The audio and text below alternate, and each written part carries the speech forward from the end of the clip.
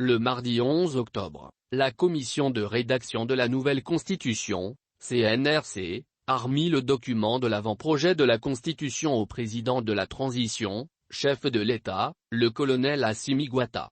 C'était au palais de Koulouba, en présence du Premier ministre par intérim, le colonel Abdoulaye Maïga, des présidents des institutions de la République, des membres du gouvernement et de l'ensemble des membres de la CNRC. L'élaboration d'une nouvelle constitution de la République du Mali est une des recommandations phares des Assises nationales de la refondation organisées par les autorités de la transition en fin décembre 2021.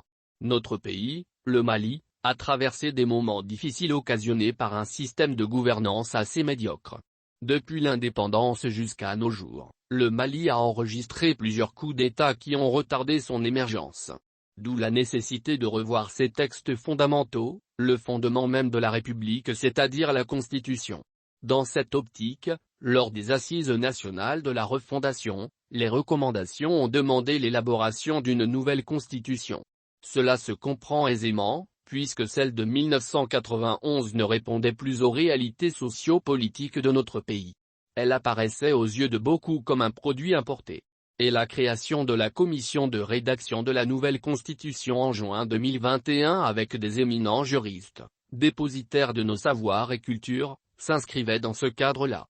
À savoir, élaborer une nouvelle constitution en insérant des recommandations des genres.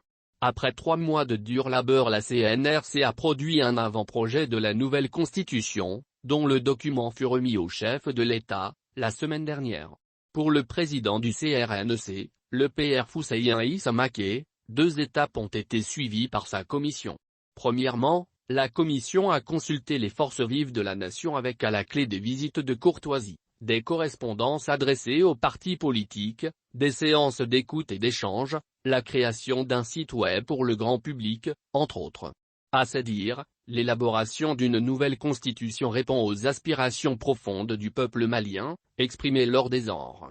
Cette nouvelle constitution est un marqueur important du processus de refondation de l'État malien, a-t-il indiqué. Et de continuer que la seconde étape a visé l'élaboration de l'avant-projet de constitution et du rapport de fin de mission.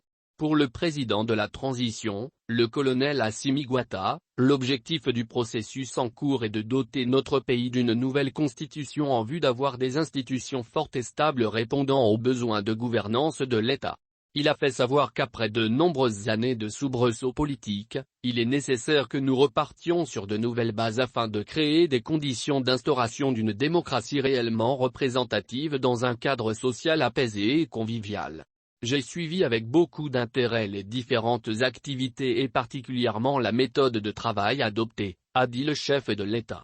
Et de souligner que notre espoir commun d'une démocratie rénovée, ainsi que d'un État mieux organisé et à la hauteur des défis nationaux et internationaux repose sur cet avant-projet de constitution.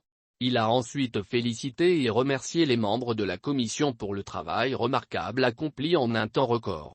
Je remercie l'ensemble des Maliennes et des Maliens qui ont compris les enjeux auxquels nous faisons face aujourd'hui et ont participé massivement et activement au processus en apportant leur contribution, a-t-il ajouté.